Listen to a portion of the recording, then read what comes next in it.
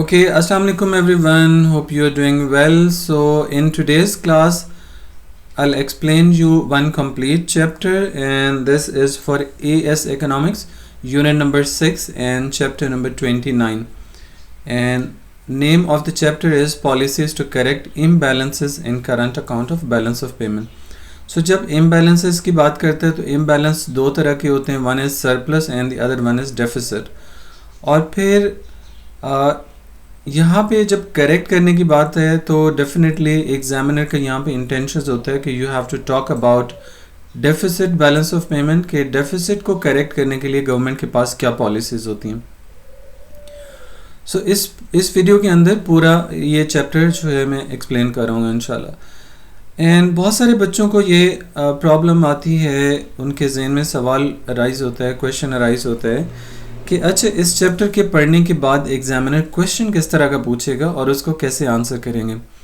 So question मैं आपको पहले से बता देता हूँ कि एग्जामिनर जनरली किस तरह का क्वेश्चन पूछता है और उस क्वेश्चन का आंसर क्या होगा वो इस वीडियो के एंड पे मैं आपको बताऊँगा जब मैं ये सारा कंटेंट आपको पढ़ा चुका हूँ.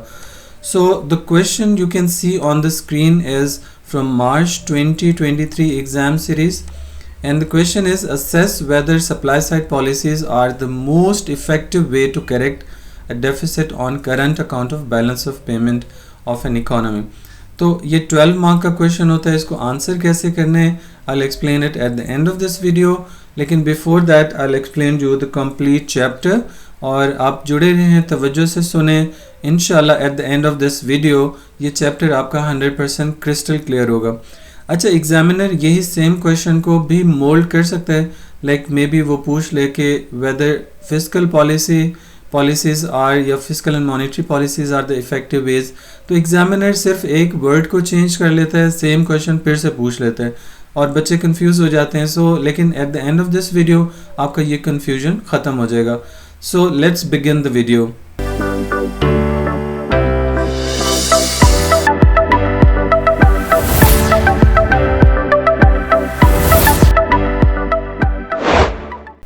ओके, सो सबसे पहले हम देख लेते हैं कि बैलेंस ऑफ पेमेंट का बेसिक मीनिंग क्या होता है. Balance of payment is the summary of all economic transactions of a country with rest of the world. अब देखिए इसकी बैलेंस ऑफ पेमेंट के बारे में अगर डिटेल आपको जाननी हो कि बैलेंस ऑफ पेमेंट के अंदर बेसिक इन्फॉर्मेशन होती क्या है, इसके अकाउंट्स क्या होते हैं, तो वो आप इससे प्रीवियस वीडियो देख लीजिएगा, वहाँ से आपको इसकी सारी इन्फॉर्मेशन मिल जाएगी. लेकिन थोड़ा सा मैं बता देता हूँ कि current account of balance of payment deficit का मतलब होता है कि जब आपकी एक्सपोर्ट्स कम हो, मेनली इंपोर्ट ज़्यादा हो, या इनफ्लो ऑफ मनी कम हो, आउटफ्लो ऑफ मनी ज़्यादा हो, इसे हम करंट अकाउंट डेफिसिट का नाम देते हैं. ये बैलेंस ऑफ पेमेंट अकाउंट होता क्या है? Balance of payment basically summary होती है जितनी भी आप एक्सपोर्ट्स एंड इंपोर्ट्स कर रहे होते हैं किसी कंट्रीज़ के साथ. फॉर एग्ज़ाम्पल ये कोई रेजिडेंट है, रेजिडेंट ऑफ कंट्री एक्स. ये जो रेजिडेंट है कंट्री एक्स का, मिस्टर ए लेट्स से इसका नाम है, इसको जब भी कोई चीज़ चाहिए होती है, मे बी ये सबसे पहले अपनी कंट्री के अंदर चीज़ें फाइंड करने की कोशिश करे, but sometimes what happens is कि that product is not available within the country. तो फिर इसको क्या करना पड़ेगा, इसको इम्पोर्ट करवाना पड़ेगा. जब ये इम्पोर्ट करवाएगा तो गवर्नमेंट जो है वो डेफिनेटली जैसे ही कस्टम अथॉरिटीज़ के नॉलेज में आएगा कि मिस्टर ए ने इम्पोर्ट करवाए, एयरपोर्ट्स पे या फिर सी पोर्ट पे जब वो प्रोडक्ट पहुंचेगी तो ये उनको रिकॉर्ड कर लेंगी, जो कस्टम अथॉरिटीज़ होती हैं रिकॉर्ड कर लेंगे कि मिस्टर ए ने इतनी अमाउंट की गुड्स जो है वो इम्पोर्ट की हैं. लेट्स से $100 की गुड इन्होंने कोई इम्पोर्ट करवाई. इसी तरह से मिस्टर ए कुछ प्रोडक्ट्स भी बनाता है और ये प्रोडक्ट्स सेल करता है किसी दूसरे कंट्री के लोगों को, लेट्स से यूएसए के रेजिडेंट्स को एक्सपोर्ट कर देता है. सो जब ये एक्सपोर्ट करेगा तो उस एक्सपोर्ट के दौरान जो इसको कैश आएगा वो भी कहीं ना कहीं रिकॉर्ड हो रहा होगा. इससे एक्सपोर्ट से लाइक अर्निंग आती है, इनकम आती है, और इम्पोर्ट्स पे हमें पेमेंट करनी पड़ती है. जब पेमेंट करेंगे तो कैश आउटफ्लो हो जाएगा, ये माइनस फिगर हो जाती है. जब कैश आएगा तो वो इनफ्लो हो जाएगा. लेट्स से $200 की इसने कोई एक्सपोर्ट्स की तो ये भी रिकॉर्ड हो जाएंगे. जो आ रहे होते हैं वो पॉजिटिव और जो जा रही है इनकम आपके पास, ये पैसा जो जा रहा है वो नेगेटिव में रिकॉर्ड होता रहेगा. अब अगर आपके पास लाइक इनफ्लो ज़्यादा है आउटफ्लो कम है तो इसको हम सरप्लस बैलेंस ऑफ पेमेंट का नाम देते हैं। लेकिन अगर फॉर एग्जांपल जैसे इस एग्जांपल में ले लें कि इनफ्लो ऑफ मनी $200 का है, आउटफ्लो ऑफ मनी $100 का है, तो यहाँ पे इनफ्लो ज़्यादा है आउटफ्लो कम है, तो इसको like positive balance of payment या फिर सरप्लस बैलेंस ऑफ पेमेंट का नाम देते हैं। इसी तरह से कई दफ़ा ऐसा होता है कि हमारी एक्सपोर्ट्स कम होती हैं या इनफ्लो ऑफ मनी कम होता है। इनफ्लो ऑफ मनी सिर्फ एक्सपोर्ट की फॉर्म में नहीं होता, और भी काफ़ी सारी चीज़ें हो सकती हैं, लेकिन फ़िलहाल मैं एक्सपोर्ट्स को सिंप्लीफाई करने के लिए बोल रहा हूँ। अगर आपकी एक्सपोर्ट्स लेट से $100 की हैं तो आपकी कंट्री में $100 आएंगे, लेकिन अगर इम्पोर्ट्स आपकी $200 की हैं तो अब आपके पास नेगेटिव फिगर ज़्यादा है, तो बैलेंस ऑफ पेमेंट भी नेगेटिव हो जाएगा। जब बैलेंस ऑफ पेमेंट नेगेटिव हो तो इसको डेफिसिट का नाम देते हैं। अब यहाँ पे एक और इम्पॉर्टेंट इन्फॉर्मेशन भी समझ लें, वो ये है कि जब कैश आपकी कंट्री में आ रहा होता है, इनफ्लो हो रहा होता है, उसको हम क्रेडिट आइटम का नाम देते हैं। क्रेडिट बेसिकली आपकी इनकम को रिप्रेजेंट करता है। सो जब कैश आएगा तो वो क्रेडिट आइटम होगी, और जब कैश जाएगा तो वो पेमेंट कहलाती है, और ये आपका डेबिट आइटम कहलाएगा और आउटफ्लो ऑफ मनी को कॉज करेगा। सो ये कुछ बेसिक्स थी जिनके बारे में आपको पहले से पता होना चाहिए। इसकी डिटेल वीडियो आप फिर से देख सकते हैं, आपको यहीं इसी चैनल पे मिल जाएगी। आप थोड़ा सा एक आधी वीडियो आगे पीछे करके देखेंगे तो आपको यहीं पे नज़र आ जाएगी कि बैलेंस ऑफ पेमेंट होता क्या है और उसको किस तरह से रिकॉर्ड किया जाता है। Now coming to the point के policies to correct imbalance like deficit balance of payment को करेक्ट करने के लिए हमारे पास क्या मेथड्स हो सकते हैं या क्या पॉलिसीज़ हो सकती हैं, क्या टेक्निक्स हो सकती हैं। सो हमारे पास ये 4 तरह की पॉलिसीज़ होती हैं गवर्नमेंट यूज़ कर सकती है। First is called monetary policy, second one fiscal policy, and the second one is monetary policy, and the third one is supply side policy. SSP stands for supply side policy, and then is protectionism. अब ये policies क्या होती हैं, इनका basic meaning क्या होता है और इनके टूल्स क्या होते हैं और ये कैसे बैलेंस ऑफ पेमेंट को सही करते हैं। सो ये हमारी वीडियो का आज मेन टॉपिक रहेगा। सो फिस्कल पॉलिसी गवर्नमेंट बनाती है, this policy is made by the government, और इसको इसके अंदर जो टूल्स होते हैं गवर्नमेंट जो यूज़ करती है उनमें एक हमारे पास टैक्स आ जाता है, जैसे लेट से इनकम टैक्स की हम बात करें, डायरेक्ट टैक्स जो होता है। And number 2 is government expenditure. So taxes और गवर्नमेंट एक्सपेंडिचर इसके 2 मेन टूल्स होते हैं। अब जब भी गवर्नमेंट को इम्बैलेंस को ख़त्म करना है, करंट अकाउंट डेफिसिट को करेक्ट करना है, तो गवर्नमेंट क्या करेगी, डायरेक्ट टैक्सेस को इंक्रीज़ कर देगी, गवर्नमेंट एक्सपेंडिचर को डिक्रीज़ कर देगी। ऐसा करने से इस पॉलिसी को हम कॉन्ट्रैक्शनरी पॉलिसी भी कहते हैं, क्योंकि इससे इकोनॉमिक एक्टिविटी कॉन्ट्रैक्ट हो जाती है, डिक्रीज़ हो जाती है, इसलिए इसको हम कॉन्ट्रैक्शनरी फिस्कल पॉलिसी का नाम देते हैं। अब जब गवर्नमेंट लोगों को ज़्यादा टैक्स चार्ज करेगी, इनकम में से ज़्यादा टैक्स डिडक्ट हो जाएंगे, तो कंज्यूमर्स की परचेजिंग पावर फॉल कर जाएगी। जब कंज्यूमर्स की परचेजिंग पावर फॉल करेगी तो आपको क्या लगता है वो फिर भी इंपोर्ट करवा पाएंगे? तो ऐसा नहीं है, उनकी इंपोर्ट्स कम होना शुरू हो जाएंगी। सो इंपोर्ट्स जब कम होंगी, इंपोर्ट्स कम होने की वजह से balance of payment current account correct होने के चांसेस होते हैं, आपका बैलेंस ऑफ पेमेंट डेफिसिट सही हो जाएगा।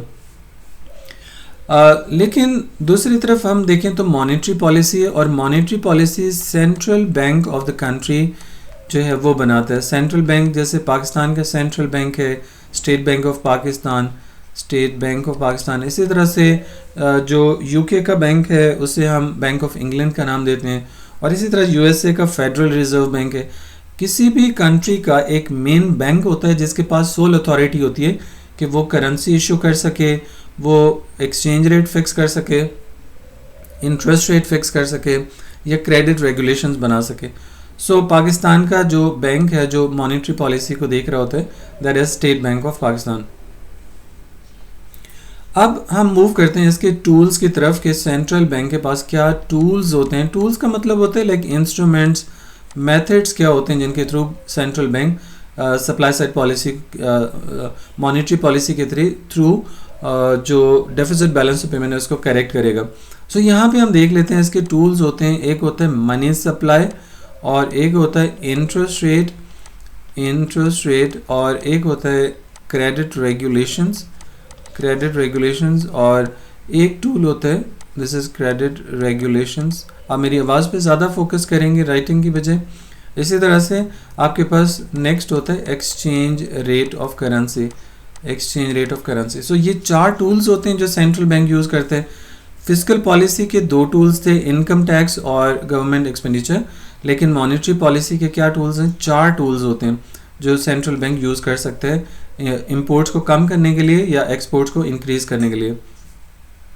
अब अगर सेंट्रल बैंक को करंट अकाउंट डेफिसिट को करेक्ट करना है तो मनी सप्लाई से कम करना पड़ता है। जब मनी सप्लाई कम होगा, मनी इन सर्कुलेशन कम होगा, लोगों के पास ओवरऑल कंजम्पशन के लिए पैसे कम होंगे, so as a result economic activity decline करेगी और वॉल्यूम ऑफ इंपोर्ट्स भी कम हो जाएगा, और वॉल्यूम ऑफ इंपोर्ट्स कम होगा तो बैलेंस ऑफ पेमेंट करेक्ट होने का पूरा चांस होता है। इंटरेस्ट रेट को सेंट्रल बैंक बढ़ा देते हैं। जब इंटरेस्ट रेट ज़्यादा होते हैं तो लोग क्या करते हैं, अपने पैसे बैंक में रखवा के सेव करने की कोशिश करते हैं। इंटरेस्ट रेट जब ज़्यादा होता है तो ज़ाहिर ये लोगों के लिए लाइक एक सेविंग का बायस होता है, so people can save money in the bank account, so as a result they get better rewards. So हर कोई कोशिश करता है कि बैंक में सेव करें और ज़्यादा इंटरेस्ट अर्न कर सकें। जब लोग सेव ज़्यादा करेंगे तो ज़ाहिर स्पेंड नहीं करेंगे, फिर जब स्पेंड नहीं करेंगे तो इम्पोर्ट्स का वॉल्यूम आपका कम होना शुरू हो जाएगा। इम्पोर्ट्स कम होंगे तो बैलेंस ऑफ पेमेंट फिर से करेक्ट होने के चांसेस हैं। क्रेडिट रेगुलेशंस हमारा नेक्स्ट टूल है। क्रेडिट रेगुलेशंस को गवर्नमेंट यानी सेंट्रल बैंक टफर बना देता है, टफ कर देता है, डिफ़िकल्ट एंड कॉम्प्लिकेटेड कर देता है।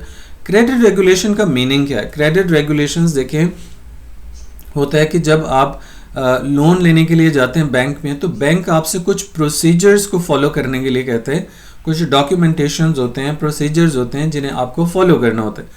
अब अगर सेंट्रल बैंक ये चाहता है कि भाई लोग कम से कम लोन लें तो फिर क्रेडिट रेगुलेशंस को वो टफ कर देता है, लाइक प्रोसीजर को प्रोलॉन्ग कर देगा, लंबा कर देगा, कॉम्प्लिकेटेड डॉक्यूमेंटेशंस की तरफ चला जाएगा। सो कमर्शियल बैंक कहेंगे कि जी आपको लोन चाहिए तो अच्छा आप ये डॉक्यूमेंट लें, सैलरी स्लिप्स लें, आप अपनी इनकम का रिकॉर्ड लें, अपने टैक्सेस का रिकॉर्ड लें, आपकी फ़्लो ऑफ इनकम किस तरह से, आपको क्या गारंटी है कि आगे भी आपकी इनकम आती रहेगी, कोई उसका एविडेंस लेके। सो ये मल्टीपल चीज़ें जब सेंट्रल बैंक करने के लिए कहते हैं तो लोग फिर अवॉइड करते हैं बैंक से लोन लेने के लिए। जब बैंक से लोन लेने को अवॉइड करेंगे तो ज़ाहिर है फिर पैसे नहीं लेंगे तो इम्पोर्ट्स कम होने के चांसेस होते हैं। ओके, सो नेक्स्ट टूल जो सेंट्रल बैंक के पास होता है वो होता है exchange rate. Central bank exchange rate को कम कर देता है, डिक्रीज कर देता है। जब आपका एक्सचेंज रेट कम होता है तो आपकी एक्सपोर्ट्स की प्राइसेस कम हो जाती हैं, प्राइस ऑफ एक्सपोर्ट्स आपकी कम हो जाएंगी। PX stand for price of export. जब प्राइस ऑफ एक्सपोर्ट्स कम होंगी तो एक्सपोर्ट्स की डिमांड बढ़ जाएगी, so quantity demand for exports will increase, so as a result export earning will rise. तो एक्सपोर्ट अर्निंग पे क्या फ़र्क पड़ा? ई एक्सपोर्ट अर्निंग के लिए यूज़ कर रहा हूँ, एक्सपोर्ट अर्निंग राइज कर जाएगी। दूसरी तरफ प्राइस ऑफ इंपोर्ट्स पे क्या फ़र्क पड़ेगा? जब आपकी वैल्यू ऑफ करेंसी कम है तो इंपोर्ट करना आपके लिए एक्सपेंसिव होगा, price of imports will rise. PM price of imports के लिए मैं यूज़ कर रहा हूँ। अब बेसिक लॉ ऑफ डिमांड है कि अगर प्राइस बढ़े तो डिमांड कम हो जाती है, प्राइस ऑफ इंपोर्ट बढ़ी तो डिमांड फॉर इंपोर्ट्स कम हो जाएगी। इस वजह से आपका जो इंपोर्ट पेमेंट्स हैं वो आपकी कम हो जाएंगी। जब लोग इंपोर्ट कम करवाएंगे तो इंपोर्ट पेमेंट्स कम हो जाएंगी। सो एज अ रिजल्ट जब आपकी एक्सपोर्ट अर्निंग ज़्यादा होगी, इंपोर्ट पेमेंट्स कम होंगी, तो आपका balance of payment deficit correct हो जाएगा और पॉसिबली आप सरप्लस की तरफ भी जा सकते हैं। सो ये आपके पास लाइक मॉनेटरी पॉलिसी किस तरह से इस मसले को हल कर सकती है जो आपका डेफिसिट बैलेंस ऑफ पेमेंट का मसला है। अब कलेक्टिवली ये जो हमारे पास फिजिकल एंड मॉनेटरी पॉलिसीज़ हैं इनको कलेक्टिवली एक नाम दिया जाता है एक्सपेंडिचर डैम्पनिंग पॉलिसीज। डैम्पनिंग का मतलब होता है reducing policies, like dampen mean reducing. So expenditure dampening policies are the policies that overall decrease the expenditure of the country. ठीक है, सो जैसे गवर्नमेंट ने टैक्स बढ़ाया तो लोग खर्च कम करेंगे, गवर्नमेंट ने मनी सप्लाई कम किया, इंटरेस्ट रेट बढ़ाया, ये सारी पॉलिसीज अडॉप्ट की तो उसकी वजह से भी स्पेंडिंग कम हो जाती है, तो इसलिए हम इसको डैम्पनिंग पॉलिसीज़ का नाम देते हैं। अच्छा, डैम्पनिंग पॉलिसीज़ एक तरफ तो लाइक आपका जो प्रॉब्लम है डेफिसिट का उसको करेक्ट करने के लिए सपोर्ट करिए, लेकिन दूसरी तरफ इसके प्रॉब्लम्स भी होते हैं, इन पॉलिसीज़ की लिमिटेशंस भी होती हैं। इनकी इवैल्यूएशन हम जब करेंगे तो हम इनके प्रॉब्लम्स को डिस्कस करते हैं। अब ये पॉलिसीज़ जो कि एग्रीगेट डिमांड को डिक्रीज़ कर देती हैं और जब एग्रीगेट डिमांड डिक्रीज होती है उससे प्राइस लेवल तो कम हो जाएगा, लाइक इन्फ्लेशन भी कम हो जाएगी आपकी, लेकिन इससे इकोनॉमिक ग्रोथ कम हो जाती है। ग्रोथ जब रुक जाएगी तो उससे अनएम्प्लॉयमेंट भी बढ़ जाती है, अनएम्प्लॉयमेंट बढ़ जाएगी या फिर आप कह लें एम्प्लॉयमेंट कम हो जाएगी। सो ये इसके नेगेटिव इफ़ेक्ट्स भी हैं। अच्छा, मॉनेटरी पॉलिसी का एक मसला ये भी होता है कि मॉनेटरी पॉलिसी आपके जो डेफिसिट अगर स्ट्रक्चरल चेंजेस की वजह से आया है, जैसे लो प्रोडक्टिविटी ऑफ लेबर है, तो उसको ये करेक्ट करने के लिए सपोर्ट नहीं करेगी monetary policy. Monetary policy money supply, interest rate और रेगुलेशंस को तो अफेक्ट कर देगी, लेकिन आपकी जो स्ट्रक्चरल चेंजेस की वजह से अगर डेफिसिट कॉज हो गया, जैसे आपकी प्रोडक्टिविटी ऑफ लेबर कम थी विद इन द कंट्री, आप कम प्रोड्यूस कर पा रहे थे, तो उससे ये मसला सॉल्व नहीं हो सकेगा। उसके लिए हमें सप्लाई साइड पॉलिसी की सपोर्ट लेनी होती है। सो सप्लाई साइड पॉलिसी है क्या, इसको नेक्स्ट चीज़ हम इस चीज़ को डिस्कस करेंगे। Supply side policy is the policy that manipulates aggregate supply in the economy. So fiscal and monetary policies दोनों डिमांड साइड पॉलिसीज़ थी। डिमांड साइड पॉलिसीज़ ये एग्रीगेट डिमांड को मैनिपुलेट करती हैं, जो ओवरऑल डिमांड होती है कंट्री की, और जो सप्लाई साइड पॉलिसी है ये एग्रीगेट सप्लाई को अफेक्ट करती है। अच्छा, यहाँ पे एक चीज़ और भी बता दूँ, ये जो मैंने आपको यहाँ पे इम्पैक्ट बताया है कि जो प्रॉब्लम इसका है, इसको हम ग्राफ पे भी प्लॉट करके देख सकते हैं कि ग्राफिकली इसका इम्पैक्ट हम कैसे शो कर सकते हैं। सो ग्राफ जब हम बनाते हैं तो एक्स पे हमारे पास लाइक रियल जीडीपी होता है, दिस इज़ रियल जीडीपी, और वाई पे हमारे पास है प्राइस लेवल या एवरेज प्राइस भी कह सकते हैं। So this is aggregate demand, this is aggregate supply, A S aggregate supply के लिए शो कर रहा हूँ। इक्विलिब्रियम हमारा पॉइंट ई पे बनेगा, इक्विलिब्रियम प्राइस लेवल पी, और रियल जीडीपी हमारे पास वाई होगा। अब जब government contractionary fiscal and monetary policies use करती है, ऐसे केस में एग्रीगेट डिमांड कम हो जाती है, और बेसिक रूल है एग्रीगेट डिमांड कम हो तो लेफ्ट को शिफ्ट हो जाती है एडी से AD1 पे। नया इक्विलिब्रियम कहाँ बनेगा, इस जगह पे E1 पे बन जाएगा, और नई प्राइस लेवल हमारे पास P1 पे नीचे आ जाएगा, और रियल जीडीपी हमारे पास Y से Y1 तक कम हो जाएगा। सो प्राइस लेवल कम हुआ तो इसकी वजह से आपकी जो कंट्री में इन्फ्लेशन है वो कम हो जाएगी, और रियल जीडीपी कम हुआ तो इससे इकोनॉमिक ग्रोथ कम हो जाएगी, और चूँकि इकोनॉमिक एक्टिविटी कम हो रही होती है तो इसमें एम्प्लॉयमेंट भी फिर कम हो जाती है। सो आप इसको ग्राफ पे भी इस तरह इसकी लिमिटेशन को शो कर सकते हैं। Moving back to the supply side policy. Supply side policy देखें, एग्रीगेट सप्लाई को मैनिपुलेट करने के लिए गवर्नमेंट बनाती है, और इसके जो मल्टीपल टूल्स होते हैं उनमें एक टूल होता है education and training of workers, ठीक है। So education and training of workers, और एक इम्पॉर्टेंट टूल होता है द प्रोविजन ऑफ सब्सिडी, कि गवर्नमेंट सब्सिडी प्रोवाइड कर देती है प्राइवेट फर्म्स को। इसी तरह से ट्रेड यूनियन रिफॉर्म्स एक मेथड होता है सप्लाई साइड पॉलिसी का, ट्रेड यूनियन रिफॉर्म्स, और इसी तरह से डीरेगुलेशन ऑफ मोनोपोली एक टूल होता है इसका, डीरेगुलेशन ऑफ मोनोपोली। ये क्या होते हैं इनको मैं बताता हूँ अभी आपको, इसको आप लिस्ट डाउन कर लें। इसी तरह से capital expenditure of the government, capital expenditure of the government, और एक लास्ट टूल होता है प्राइवेटाइजेशन। ये सारे टूल्स हैं। इस क्वेश्चन के लिए ये सारे टूल्स आपको एक्सप्लेन करने की ज़रूरत नहीं होगी जो मैंने शो किया था, लेकिन सारे टूल्स ज़ाहिर है हमें डिस्कस तो करने एक दफ़ा ताकि आपके पास नॉलेज आ जाए पूरा। अब हम इन टूल्स के बारे में थोड़ा डिस्कस कर लेते हैं कि इनका मतलब क्या है। पहले मैंने लिखा है education and training of workers. So when you educate and train workers, they will become more efficient and productive. As a result, they will produce more, and when you can produce more, you can export more as well, and the requirement for imports will also decrease.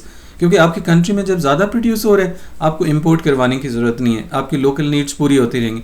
इसी तरह से आपके पास जो extra produce हो रहा है उसको आप एक्सपोर्ट कर दें, तो ये भी आपके पास अच्छा मेथड होता है। सो इससे जब आपकी एक्सपोर्ट्स बढ़ेंगी, इंपोर्ट्स कम होंगी, तो बैलेंस ऑफ पेमेंट ठीक होने का चांस होता है।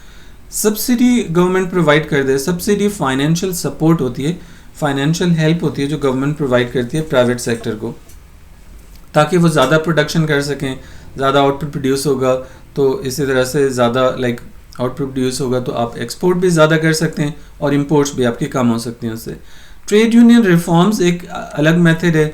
ट्रेड यूनियंस बेसिकली वर्कर्स की एसोसिएशंस को कहते हैं, और वर्कर्स की एसोसिएशंस जनरली अपने बेनिफिट्स को मैक्सिमाइज करने के लिए अक्सर क्या करते हैं, स्ट्राइक्स कॉल करते रहते हैं, और ये लोग स्ट्राइक्स की वजह से प्रोडक्शन को फ्लो प्रोडक्शन को ये मेंटेन नहीं रख पाते, जिसकी वजह से आउटपुट कम होता है, एक्सपोर्ट्स भी कम हो जाती हैं, और विद इन द कंट्री जो रिक्वायरमेंट्स हैं उनको पूरा करने के लिए इंपोर्ट करवाना पड़ता है। सो जब गवर्नमेंट इनकी रिफॉर्म्स करेगी, इनके लिए रूल्स एंड रेगुलेशंस बनाएगी, तो ये ऐसा नहीं कर पाएंगे. सो फ्लो प्रोडक्शन पॉसिबल होगी. जब फ्लो प्रोडक्शन पॉसिबल होगी तो आपकी जो एक्सपोर्ट्स हैं वो बढ़ जाएंगी, इंपोर्ट्स कम हो जाएंगी, बैलेंस ऑफ पेमेंट करेक्ट होने का चांस होता है. Deregulation of monopoly. Monopoly is the dominating position of a single firm in the industry. अगर एक मोनोपली फर्म है, जैसे पाकिस्तान में वापडे है, अगर उसको गवर्नमेंट डीरेगुलेट कर दे और प्राइवेट फर्म्स इसके अगेंस्ट आ जाएं, जैसे टेलीकम्युनिकेशन कंपनीज में पहले पीटीसीएल होता था only, now there are a lot of other companies as well. तो कंपटीशन इंक्रीज हुआ, तो उसकी वजह से आपके पास लाइक मोनोपली डीरेगुलेट होगी, तो ओवरऑल आउटपुट भी टेलीकम्युनिकेशन कंपनीज का बढ़ गया, एम्प्लॉयमेंट भी इंक्रीज हुई, ग्रोथ भी अचीव हुई. और इसी तरह से लाइक कैपिटल एक्सपेंडिचर अगर गवर्नमेंट बढ़ाती है, capital expenditure are incurred on long term projects. और जब लॉन्ग टर्म प्रोजेक्ट्स पे गवर्नमेंट अपने एक्सपेंसेस करती है, जैसे रोड्स बनाने, आपको ब्रिजेस बनाने, एयरपोर्ट, सी पोर्ट्स बनाने, स्कूल्स, हॉस्पिटल्स, कॉलेजेस बनाने, तो उससे आपका ओवरऑल एम्प्लॉयमेंट भी बढ़ेगी, आपकी कंट्री में इकोनॉमिक ग्रोथ भी अचीव होगी, जीडीपी भी इंक्रीज होता है. और इसी तरह से लाइक फिर ज़ाहिर जो प्रोड्यूसर्स हैं वो भी फैसिलिटेट होते हैं ज़्यादा प्रोडक्शन करने के लिए, और दूसरी कंट्रीज़ के साथ फिर वो एक्सपोर्ट और इंपोर्ट भी कर सकते हैं आराम से, और एक्सपोर्ट्स आपके बढ़ने के चांसेस होते हैं, इंपोर्ट्स कम होने के चांसेस होते हैं, क्योंकि अब आप विद इन द कंट्री ज़्यादा फ्लो प्रोडक्शन को पॉसिबल करें because of availability of better infrastructure. Okay, so the next policy is privatisation. अगर गवर्नमेंट अपने इंस्टीट्यूशंस प्राइवेट लोगों को सेल कर देगी, तो प्राइवेट लोग ज़्यादा एफिशिएंटली काम करते हैं, रिसोर्सेज को बेस्ट पॉसिबल वे से यूज़ करने की कोशिश करते हैं, क्वालिटी को भी मेंटेन करते हैं. सो जब आप क्वालिटेटिव गुड्स बनाएंगे, ज़्यादा क्वांटिटी में बनाएंगे, एक्सपोर्ट्स आपकी बढ़ जाएंगी, इंपोर्ट्स कम हो जाएंगी, और बैलेंस ऑफ पेमेंट इससे भी करेक्ट हो सकता है. लेकिन सप्लाई साइड पॉलिसी भी हमेशा इफेक्टिव नहीं होती, इसके भी प्रॉब्लम्स होते हैं. क्या प्रॉब्लम्स होंगी, इनकी जो लिमिटेशंस हैं या प्रॉब्लम्स हैं उनको भी डिस्कस करना ज़रूरी होता है. जब भी एग्जाम में क्वेश्चन आता है, आपको इन पॉलिसीज़ की जो इफ़ेक्टिवनेस है या उनकी लिमिटेशंस हैं उनको डिस्कस करना ज़रूरी होता है.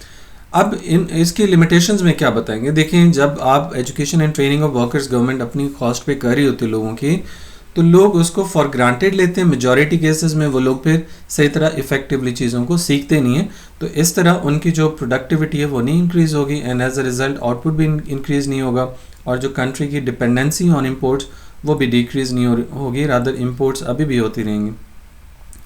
इसी तरह से सब्सिडी के बारे में आप कहें तो सब्सिडी का भी मिस यूज़ हो सकता है.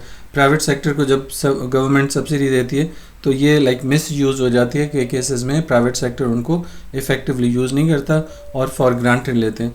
एक और पॉइंट मैं आपको बता देता हूँ इसकी वैल्यूएशन का, दैट इज़ कैपिटल एक्सपेंडिचर.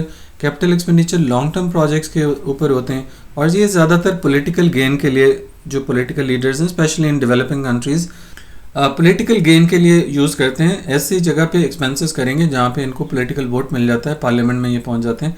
लेकिन ये जनरली ऐसे प्रोजेक्ट स्टार्ट नहीं करते जो इकोनॉमिक ग्रोथ को कॉज करें, बैलेंस ऑफ पेमेंट को करेक्ट करने के लिए हेल्प आउट करें. सो इसलिए कैपिटल एक्सपेंडिचर का सीक्वेंस भी कई दफ़ा बड़ा ख़राब होता है. सीक्वेंस का मतलब ये है कि पहले कौन सा काम करना चाहिए था इंफ्रास्ट्रक्चर बिल्डिंग के लिए, फिर कौन सा. अगर आप उस सर्टेन सीक्वेंस को फॉलो नहीं करते, तो as a result all the money that is invested by the government will be wasted. जैसे मैं एग्जांपल देता हूँ, अगर गवर्नमेंट ने रोड बनाई, रोड बनाने के बाद याद आया कि यहाँ तो वाटर पाइपलाइन बिछानी थी, रोड फिर तोड़ देंगे वाटर पाइपलाइन लगाने के लिए, तो सारे का सारा इंफ्रास्ट्रक्चर फिर से डैमेज हो जाएगा. अब यहाँ पे सीक्वेंस ये होना चाहिए था कि अगर आपको पाइपलाइन बिछानी थी तो पहले पाइपलाइन बिछा लें, तसल्ली से जो भी अंडरग्राउंड काम करने वो कर लें, उसके बाद रोड कंस्ट्रक्ट करें. तो सप्लाई साइड पॉलिसी का एक ये बड़ा मसला होता है. और एक और मसला है कि ये लॉन्ग टर्म पॉलिसी है, फौरी तौर पे ये काम नहीं करेगी. जैसे लाइक अगर किसी को खुदा न खास्ता कैंसर हो, तो उसके लिए दो तरीके होते हैं. एक है कि उसको आप लाइक पेन किलर्स देते रहें, पैनाडोल खिलाते रहें, पेन उसका किल होता रहे, और दूसरे को कीमोथेरेपी कर लें. सो कीमोथेरेपी लॉन्ग टर्म प्रोसेस होता है. जो सप्लाई साइड पॉलिसी है इसको आप कीमोथेरेपी का नाम दे सकते हैं, कि इकोनॉमी की कीमोथेरेपी हो रही होती है, लाइक इसके अंदर जो इश्यूज़ हैं उनको लॉन्ग टर्म के लिए सॉल्व किया जा रहा होता है, लेकिन उसके लिए टाइम टेकिंग प्रोसेस होता है. जो फिजिकल एंड मॉनेटरी पॉलिसीज़ या डिमांड साइड पॉलिसीज़ हैं वो रिलेटिवली कम टाइम लेती हैं और जल्दी इम्पैक्ट आ जाता है, लेकिन वो लॉन्ग लास्टिंग नहीं होती. उसके बाद नेक्स्ट हम लास्ट पॉलिसी की तरफ आते हैं, प्रोटेक्शनिज्म. प्रोटेक्शनिज्म बेसिकली वो मेथड्स होते हैं जो गवर्नमेंट अडॉप्ट करती है अपनी लोकल इंडस्ट्री को इंटरनेशनल कंपटीशन से प्रोटेक्ट करने के लिए. और ये कौन से टूल्स होते हैं, लाइक जैसे टैरिफ हो गया, जैसे लाइक कोटा हो गया, और इसी तरह से लाइक एम्बार्गो हो गया, और इसी तरह से रेड टेप एक मेथड होता है, और इसी तरह से एक्सचेंज कंट्रोल्स भी एक मेथड होता है। मल्टीपल मेथड्स और भी होते हैं, लेकिन इतने मेथड्स आपको पढ़ने की ज़रूरत नहीं है, आप सिर्फ इन 4-5 पे फोकस कर लें।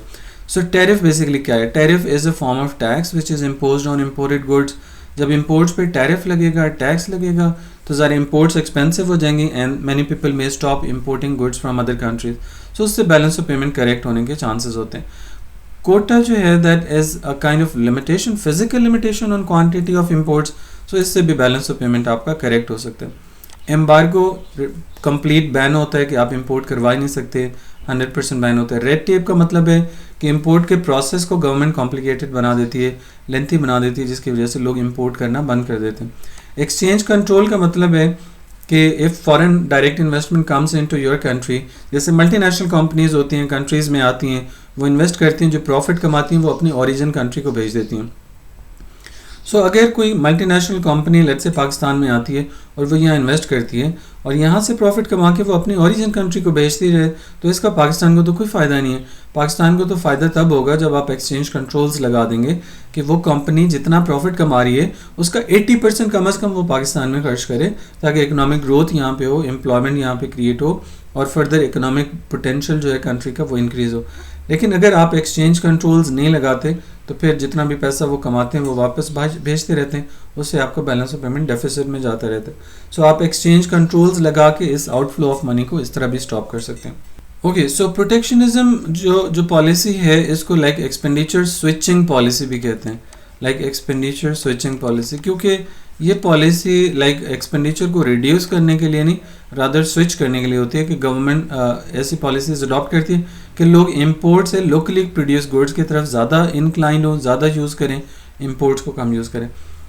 ये इसकी आ जाती है। उसके बाद इसकी भी ज़्यादा लिमिटेशंस हैं, प्रॉब्लम्स हैं।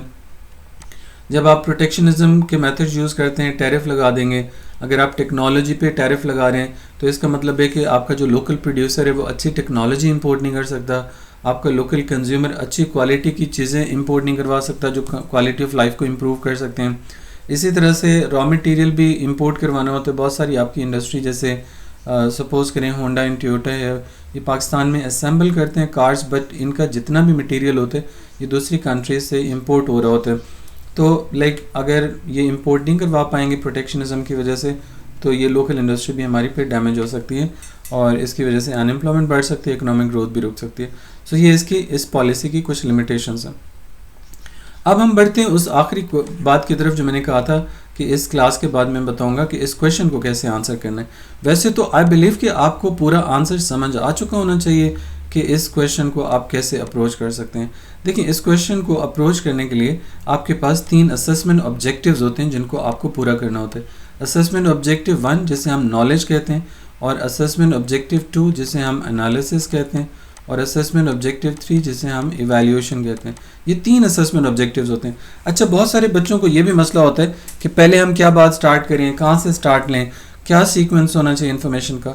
देखिए, कैम्ब्रिज ने तो ये मसला आपको क्लियरली बता दिया कि आपका सीक्वेंस क्या होना चाहिए, और एग्जामिनर चेक करते हुए भी इस सीक्वेंस को वेरीफाई कर रहे होते हैं कि आप पहले नॉलेज दे दें, फिर एनालिसिस कर दें, फिर उसके बाद इवैल्यूएट कर दें। सो नॉलेज का मतलब क्या होता है? नॉलेज का मतलब ये होता है कि इस स्टेटमेंट के अंदर जितनी टर्म्स दी हुई हैं उनको आप डिस्क्राइब कर दें। एनालिसिस का मतलब है उन टर्म्स को आपस में कनेक्ट कर दें, उनके रिलेशनशिप्स बिल्ड करें, ग्राफ बनता है तो वो बनाएं, अदरवाइज एग्जाम्पल्स दे के कर सकते हैं। इवैल्यूएशन का मतलब होता है कि आप उसके अगेंस्ट भी लिख सकते हैं और फिर कंक्लूजन देना होता है आपको। अब इसकी मार्किंग डिवीजन क्या है? जैसे 12 मार्क का क्वेश्चन है तो assessment objective 1 and assessment objective 2 collectively examiner 8 marks award करता है इसको, और असेसमेंट ऑब्जेक्टिव 3 जो है इसके 4 मार्क्स होते हैं। अब यहाँ पे एग्जामिनर ने थोड़ी आपको लिबर्टी दे दी है कि असेसमेंट ऑब्जेक्टिव 1 एंड 2 में आपको बैलेंस करना ज़रूरी नहीं है, इनमें से कोई एक पार्ट आप ज़्यादा लिख सकते हैं, दूसरा कम लिख सकते हैं, तो आपको फिर भी आपके पास चांस होता है कि you can get 8 marks, full 8 out of 8 marks. अब इस क्वेश्चन की थोड़ी स्कीम डिस्कस कर लेते हैं कि इसमें ये असेसमेंट ऑब्जेक्टिव्स कैसे आप अप्लाई करेंगे। असेसमेंट ऑब्जेक्टिव 1 नॉलेज है। नॉलेज में क्या करेंगे? आप इस क्वेश्चन की स्टेटमेंट को पढ़ें, इसमें देखें जो की टर्म्स हैं उनको आप डिस्क्राइब कर दें। जैसे सप्लाई साइड पॉलिसी है, इसको आपको डिस्क्राइब करना होगा ये क्या होता है। Current account of balance of payment, ये आपके पास की टर्म है, इसको आपको डिफाइन करना होगा। फिर डेफिसिट क्या होता है, इसको भी डिफाइन करना होगा, डिस्क्राइब करना होगा ये क्या होता है। सो आप बता सकते हैं कि balance of payment is the summary of all economic transactions of a country with rest of the world. ये सारे असेसमेंट ऑब्जेक्टिव 1 है, ये this is assessment objective 1, this is assessment objective 1, this is assessment objective 1, this is assessment objective 1। सो आपको maximum 4 marks वो इसमें से देते हैं, तो आप देख लें कि 4 तरह की डेफिनेशंस आपकी यहाँ पे डिस्क्रिप्शंस आ जाएंगी, तो 4 मार्क्स लेना आपके लिए मुश्किल नहीं होगा। सो आप पहले बता दें कि बैलेंस ऑफ पेमेंट क्या होता है। Balance of payment is the summary of all economic transactions of a country with rest of the world. और इसका फॉर्मूला भी बता सकते हैं कि balance of payment is calculated as BOP is equal to receipts minus payments, like inflow of money minus outflow of money. उसके बाद आप बता दें current account is the part of balance of payment that records trade in goods, trade in services, trade in goods, trade in services, current transfers and income flows. ये 4 चीज़ें इसके अंदर record होती हैं। Trade in goods basically visible trade होता है, आप tangible चीज़ें इंपोर्ट या एक्सपोर्ट कर रहे होते हैं। ट्रेड इन सर्विसेज आपके पास इंटेंजिबल बेसिकली सर्विसेज होती हैं। और करंट ट्रांसफर्स आपकी डोनेशंस होती हैं, गिफ्ट्स होती हैं, एड्स होती हैं। और इनकम फ्लोज इंटरेस्ट, प्रॉफिट या डिविडेंड के फॉर्म में हो सकता है। उसके बाद आप बताएंगे कि डेफिसिट क्या चीज़ है। डेफिसिट करंट अकाउंट का मतलब होता है कि when inflow of money is less than outflow of money, यानी रिसीप्स आपकी कम है, इनकम कम है, पेमेंट ज़्यादा है। जब पेमेंट ज़्यादा होंगी तो इसका आंसर क्या होगा, नेगेटिव हो जाएगा। जैसे रिसीप्स अगर $100 की हैं, पेमेंट्स $200 की हैं, तो 100 माइनस 200 करेंगे तो -100 आंसर आ जाएगा। जब आंसर माइनस में होता है इसे हम डेफिसिट का नाम देते हैं। अब आप क्या करेंगे, अब आपने असेसमेंट ऑब्जेक्टिव 1 को कंप्लीट कर दिया, नॉलेज दे दिया जितना भी इसके अंदर था। अब आप क्या करें, हाँ सप्लाई साइड पॉलिसी को भी डिस्क्राइब करना है, ये भी नॉलेज का पार्ट है। क्या होती है सप्लाई साइड पॉलिसी, ऑलरेडी मैं आपको एक डिटेल से बता चुका हूँ। असेसमेंट ऑब्जेक्टिव 2 में क्या करना होता है, ये जो असेसमेंट ऑब्जेक्टिव 1 आपने सारे यहाँ पे आइडेंटिफाई किए, इनके अंदर लिंक्स बिल्ड करने होते हैं। ठीक है, आप बताना होता है कि जैसे सप्लाई साइड पॉलिसी है वो इस डेफिसिट बैलेंस ऑफ पेमेंट को कैसे सही कर सकती है। आप बताएंगे कि सप्लाई साइड पॉलिसी की जो टूल्स हैं वो वापस मैं फिर से दिखा देता हूँ। वो टूल्स क्या होते हैं सप्लाई साइड पॉलिसी के, कि आपको एजुकेशन एंड ट्रेनिंग करनी पड़ती है, सब्सिडी देनी पड़ती है, ट्रेड यूनियन रिफॉर्म्स करनी पड़ती हैं। इनमें से कोई सी अच्छी सी 3 पॉलिसीज़ जो आप अच्छे से डिस्क्राइब कर सकते हैं उसको आप फुली डेवलप कर दें और बता दें। जैसे सब्सिडी है, सब्सिडी अगर प्राइवेट सेक्टर को गवर्नमेंट देगी तो वो ज़्यादा प्रोडक्शन करेंगे, एज अ रिज़ल्ट एक्सपोर्ट्स बढ़ेंगी और ये जो डेफिसिट का मसला है ये सॉल्व हो जाएगा। इसी तरह education and training of workers से आपका प्रोडक्टिविटी का मसला हल हो जाता है, एफिशिएंसी बढ़ती है, लोकल लेवल पे प्रोडक्शन ज़्यादा होती है, एक्सपोर्ट आप ज़्यादा कर सकते हैं, इंपोर्ट्स आपके कम हो जाएंगे, तो उससे भी बैलेंस ऑफ पेमेंट सही हो सकता है। इसी तरह से फिर आप बताएंगे कि एक और पार्ट बता देंगे, जैसे लेट्स से कि कैपिटल एक्सपेंडिचर की बात कर लें। कैपिटल एक्सपेंडिचर के थ्रू भी क्या होगा कि इंफ्रास्ट्रक्चर बिल्डिंग होगी, प्रोडक्शन पॉसिबिलिटी ज़्यादा हो जाएंगी और प्रोडक्शन फैसिलिटेट होगी तो आउटपुट ज़्यादा होगा और उससे भी आपका एक्सपोर्ट्स बढ़ सकती हैं, इंपोर्ट्स कम हो सकती हैं और बैलेंस ऑफ पेमेंट डेफिसिट ठीक हो सकता है। ये आपके पास असेसमेंट ऑब्जेक्टिव 2 आ गया। अब आपको इसको इवैल्यूएट भी करना होता है। अब बताएंगे ये जो पॉलिसीज़ गवर्नमेंट ने अडॉप्ट की हैं, जैसे सप्लाई साइड पॉलिसी में हमने कहा कि एजुकेशन एंड ट्रेनिंग दे दें, आउटपुट बढ़ जाएगा, डेफिसिट ठीक हो जाएगा। लेकिन क्या हमेशा लोग इसको एफिशिएंटली और इफ़ेक्टिवली लेते हैं? जो आप गवर्नमेंट प्राइवेट सेक्टर को जब गवर्नमेंट वर्कर्स को अपनी कॉस्ट पे सारी एजुकेशन एंड ट्रेनिंग दे रही होती है तो लोग उसे सीरियस ही नहीं लेते, लोग उसको फॉर ग्रांटेड लेते हैं, कुछ नई चीज़ सीखते ही नहीं है। तो ऐसा result supply side policy fail हो जाती है, आपका ऑब्जेक्टिव अचीव नहीं हो पाता। इसी तरह कैपिटल एक्सपेंडिचर का जैसे मैंने बताया कि लॉन्ग टर्म प्रोजेक्ट्स पे जब गवर्नमेंट करती है तो वो भी लाइक वेस्ट हो जाते हैं। प्राइवेट गवर्नमेंट सेक्टर के लोग उतना इफेक्टिवली चीज़ों को नहीं लेते, पॉलिटिशियंस उस तरह से उसका सीक्वेंसिंग का ख्याल नहीं रखते, पॉलिटिकल गेन के लिए करते हैं, तो उससे भी लाइक आपकी आउटपुट नहीं बढ़ेगा और डेफिसिट करेक्ट होने के चांसेस कम है। इसी तरह सब्सिडी जब गवर्नमेंट प्रोवाइड करती है तो सब्सिडी भी एक सपोर्ट है, तो private sector organisations in most of the cases they also take it for granted और उससे भी वो नई स्किल्स नहीं सीखते, नई टेक्नोलॉजी नहीं लाते और रादर उस जो सब्सिडी की अमाउंट है उसका मिस यूज़ करते हैं। तो मिस यूज़ करेंगे तब भी आपका आउटपुट और नहीं बढ़ेगा और डेफिसिट करेक्ट नहीं हो सकता। एंड पे फिर आप बता सकते हैं कि सप्लाई साइड पॉलिसी के साथ साथ अगर गवर्नमेंट डिमांड साइड पॉलिसीज़ को भी साथ साथ फोकस में रखे, जैसे जो आपके पास फिजिकल पॉलिसी और मॉनेटरी पॉलिसी है, तो उससे भी बैलेंस ऑफ पेमेंट ठीक होने के चांसेस ज़्यादा हैं। गवर्नमेंट इनकम टैक्सेस बढ़ा दे और इंटरेस्ट रेट बढ़ा दे तो उससे लोग सेव ज़्यादा करेंगे और एज अ रिज़ल्ट उनकी परचेजिंग पावर कम हो जाएगी। इनकम टैक्स बढ़ने की वजह से, इंटरेस्ट रेट बढ़ने की वजह से वो सेव ज़्यादा करेंगे, तो वॉल्यूम ऑफ इंपोर्ट्स कंट्रोल हो सकता है और डेफिसिट करेक्ट हो सकता है। एंड पे आप फिर कंक्लूड कर देंगे। कंक्लूजन में आप बताएंगे, आप इस तरह नहीं बता सकते कि आई बिलीव या आई थिंक या इन माई पॉइंट ऑफ व्यू, तो ये वर्ड नहीं यूज़ कर सकते। आप जस्ट लिख सकते हैं in conclusion supply side policies are very good policies to correct deficit balance of payment, but in many cases these policies fail to achieve the government objective of correcting deficit balance of payment because the tools used by the government through supply side policy may be taken for granted, such as like subsidy may be misused, education and training of workers, expenses on education and training of workers may also be wasted. तो इस तरह से आप उसको sum up कर देते हैं। So this is how you can basically complete this chapter. और ये पूरा चैप्टर था। आप बताएं कि आपको समझ आई इसकी, आप कमेंट्स में प्लीज़ इसके बारे में बताएं।